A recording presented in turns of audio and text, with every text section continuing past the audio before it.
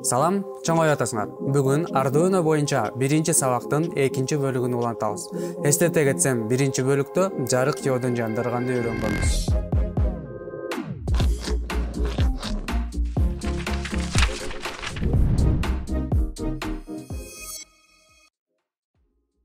Эми мисалды бир аз оорлоштуралы. Жалгыз эле жарык диодун күйгүзбөстөн бешөөнү катар жүгүртүп көрөлү.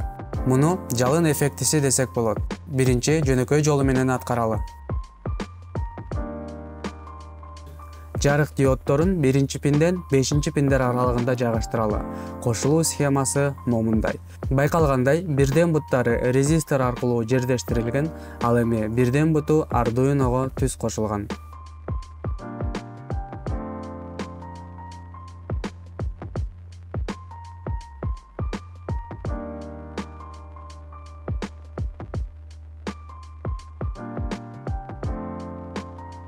Setup функциясында pin mode командасы аркылуу пиндерди чыгуучу режиминде иштөөсүн билдиребиз.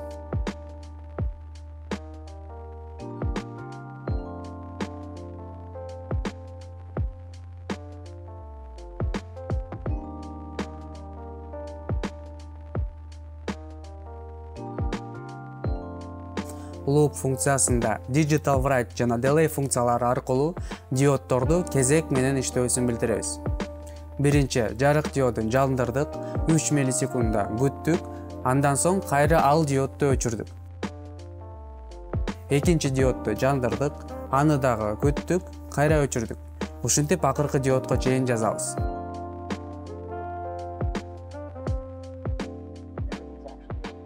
Кодду компиляциялап тактага жүктөйбүз.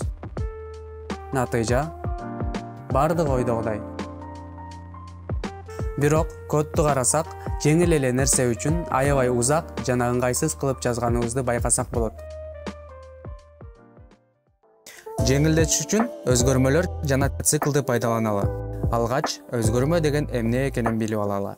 Программалоодогу өзгөрмө бул маалыматтарды сактоо жана иштетүү үчүн колдонулган эс тутумдун атайын аймагы. Программанын аткарылыш учурунда өзгөрмөнүн мааниси өзгөрүшү мүмкүн. Ошондуктан ал өзгөрмө деп аталат.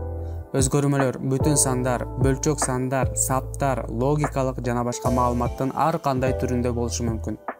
Ар бир өзгөрмөнүн өзүнүн кайталангыс аты болушу керек. Ал аркылуу программа ага кайрылат. Эгер А деген өзгөрмөгө 6 деген санды берсек, качан биз ошол Ага кайрылганда дайым 6-ны алабыз. Мисалы, экинчи пиндеги жарык диодун иштетүү үчүн дайыма экинчи деп кайрылышыбыз керек. Балким бул диодду башка орунга жылдырып калсак, коддун баарын башынан кайра кайрап, 2 дегендин баарын өзгөртүү кыйынчылык жаратат. А эгер башында өзгөртмөгө сактап, кийин керектүү маалда ошол өзгөртмөгө кайрылсак, жумуш бир кыйла жеңилдейт. Өзгөрмөлөр программанын өтө керектүү бөлүгү. Себеби ал жакта пин эле эмес, баардык эсептөөлөр сакталышы мүмкүн. Азырынча бүтүн сандарды колдонууну карап туралы.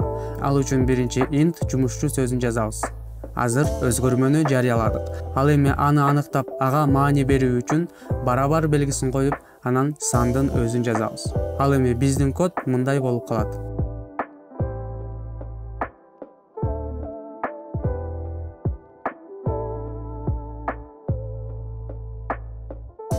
Pin mode аркылуу пиндин иштөө режимин аныктаганда санды эмес өзгөрмөнү жаздык.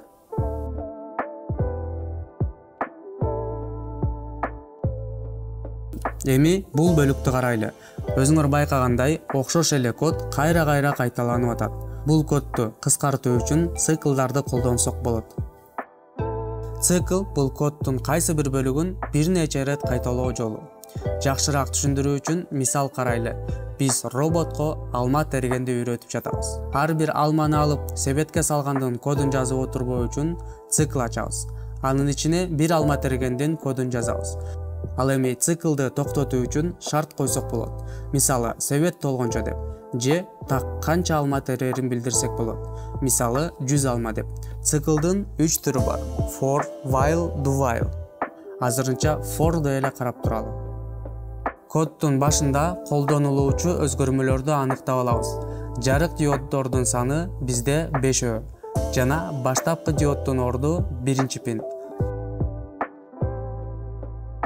For кашан ачабыз ичи 3 бөлүктөн турат. Биринчисинде ай деген өзгөрмөнү аныктап, баштапкы маанисин беребиз. Экинчи бөлүктө циклдын бүтүү шартын беребиз. Биздин учурда ай 5ке жеткенге чейин. Үчүнчү бөлүктө кандай кадам менен жылууну билдиребиз. Биздин учурда ай барабар ай плюс 1. Математиктер таң калбагыла, ар кийинки циклдын ишинде ай 1ге чоңоюп турат дегенди билдирет. Дагы жеңилдетиш үчүн инкремент түрүндө жазсак болот. Андан соң циклдын денесине эмне жазсак ошол кайра-кайра кайталанылат. Digital write функциясына кайрылабыз. Баштапкы жарык диодунун пини ага ай өзгөртмөсүн кошобуз. Жогорку чыңалууну беребиз. Секунда күтөбүз. Жарыкты кайра өчүрөбүз. Бул мындай иштейт. Циклдын биринчи жүрүшүндө ай 0га барабар. Баштапкы пинге айды кошобуз. Натыйжа биринчи жарык диоду күйөт. Экинчи жүрүштө ай 1ге көбөйөт. Баштапкы пинге айды кошобуз. Демек, экинчи турган жарык диоду иштейт. Ушинтип акыркы жарык диодуна жеткичекти цикл кайталанат. Программаны тактага жүктөйбүз. Натыйжа.